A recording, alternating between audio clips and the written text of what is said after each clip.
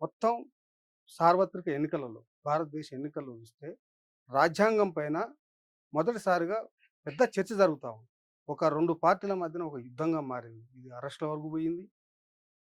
నోటీసులు, అరెస్టులు, మేము కాదంటే మేము కాదని చెప్తున్నటువంటి స్థాయికి పోయింది. ఈ రాజ్యాంగంలో ఉన్నటువంటి మహత్యం ఏంటి? అసలు ఎందుకు రాజ్యాంగం పైన మొదటిసారి చర్చ జరుగుతుంది? అంటే గతంలో దేశ రాజకీయాల లోపల ఇండియన్ కాన్స్టిట్యూషన్ మీద డిబేట్ అనేటటువంటిది చాలా లెస్. అంటే ఇది ఎప్పుడు స్టార్ట్ అయింది అంటే ఇవాళేమో ఒక రకంగా చెప్పాలి అని అంటే మెయిన్ స్ట్రీమ్ పాలిటిక్స్ లోపల ఎజెండా కంటే కూడా రాజ్యాంగమే ప్రధాన ఎజెండాగా మారిపోయింది. అంటే ఎన్నికల ఎజెండాలో సహజంగానే ప్రజల కోసం ఏం చేస్తాం అనేటటువంటి సంక్షేమ విషయాలు, వాగ్దానాలు ఉంటాయి. వాగ్దానాలు, సంక్షేమ విషయాలు, తర్వాత తమ వ్యతిరేక రాజకీయ వర్గాలని టార్గెట్ చేసేటటువంటి అంశాలు ప్రధానంగా చర్చకొస్తాయి. కానీ ఈసారి రాజ్యాంగం పునాదిగా, రాజ్యాంగం ప్రాతిపదికగా కౌంటర్స్, ఎన్‌కౌంటర్స్ అన్నీ కూడా చాలా పెద్ద ఎత్తున జరుగుతా ఉన్నాయి. అయితే నిజానికి భారతదేశానికి ఒక రాజ్యాంగం అనేది వచ్చిన తర్వాత 1950లో నుంచి 77 వరకు కాన్స్టిట్యూషన్ మీద పెద్ద డిస్కషన్ లేదు. అంటే రాజ్యాంగాన్ని పెద్ద ఎత్తున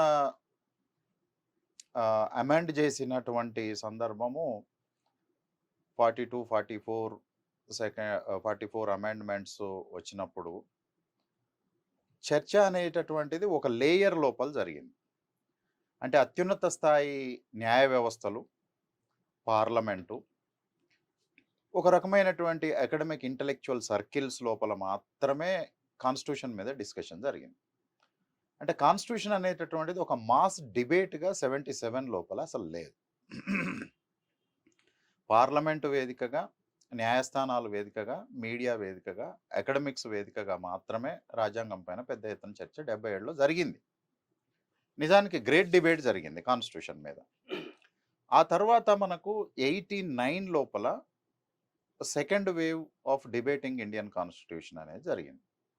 89లో మొదటిసారి అంటే the second non Congress government అధికారంలోకి వచ్చింది.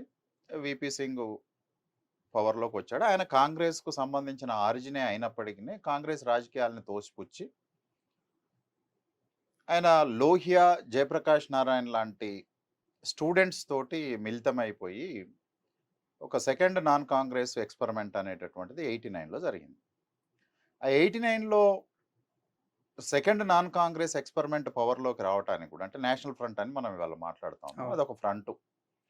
ఈ నేషనల్ ఫ్రంట్లో కూడా కాన్స్టిట్యూషన్ పునాదిగా కలిగినటువంటి అంశాలు ఎన్నికల ఎజెండాలో ప్రధానంగా ఉన్నాయి. ఒక విషయం ఏంటిది అని అంటే కాంగ్రెస్ ఓడిపోయి తిరిగి నేషనల్ ఫ్రంట్ కింద పవర్లోకి వచ్చేటట్లయితే మండల్ కమిషన్ రిపోర్టుని మేము ఉన్నట్టుగా అమలు చేస్తాము అని చర్చ జరిగింది. అంటే ఇది మండల్ కమిషను రిపోర్ట్ అమలు చేయటమే కావచ్చు, కానీ ఇది కాన్స్టిట్యూషన్కు చాలా ఇంటర్ రిలేటెడ్గా ఉండబడినటువంటి అంశం డైరెక్ట్ కాన్స్టిట్యూషన్ అనేది రాలేదు కాదు. కానీ కాన్స్టిట్యూషన్లో ఇది ఒక భాగమైనటువంటి అంశం. అంటే ప్రతి అంశం కాన్స్టిట్యూషన్‌లో భాగమే ఉంటుంది. ప్రతి అంశం అని అనడం కంటే కూడా ఇక్కడ ఏవి దేశ రాజకీయాల్ని, దేశాన్ని చాలా పెద్ద ఎత్తున ప్రభావితం చేస్తున్నాయి అనేవి అంశాలు. రాజకీయంగా, ఆర్థికంగా, సామాజికంగా అత్యంత ప్రభావితం చేసేటటువంటి అంశాలని మనం రాజ్యాంగ ప్రాధాన్యత కలిగిన విషయాలుగా మనం చూస్తూ ఉంటాం. రెండవ ప్రధానమైనటువంటి అంశం ఏంటిది అని అంటే మళ్ళీ ఈ విలేజ్కు సంబంధించినటువంటి పరిపాలనా వ్యవస్థను మొత్తం రీస్ట్రక్చరైజ్ చేయటం అనేటటువంటి డిబేట్ కూడా జరిగింది.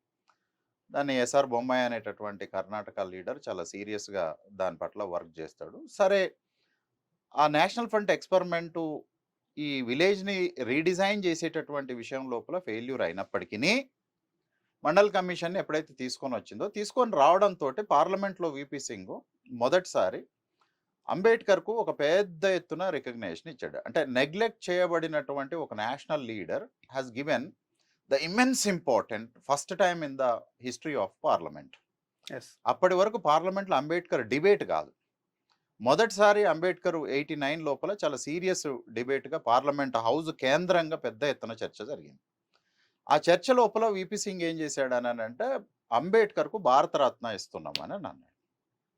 సో ఈ భారతరత్న అనేటటువంటి చర్చ తర్వాత అంబేద్కర్ అనేటటువంటిది పొలిటికల్ స్పియర్ని, ఎకనామిక్ స్పియర్ని, పబ్లిక్ స్పియర్ని, మాసెస్ని చాలా పెద్ద ఎత్తున ఇట్లా పొగమంచు కమ్ముకున్నట్టుగా అంబేద్కర్ కమ్ముకోవటము, అక్కడి నుంచి రాజ్యాంగం మీద చర్చ నిజానికి మొదలైంది అని చెప్పొచ్చు.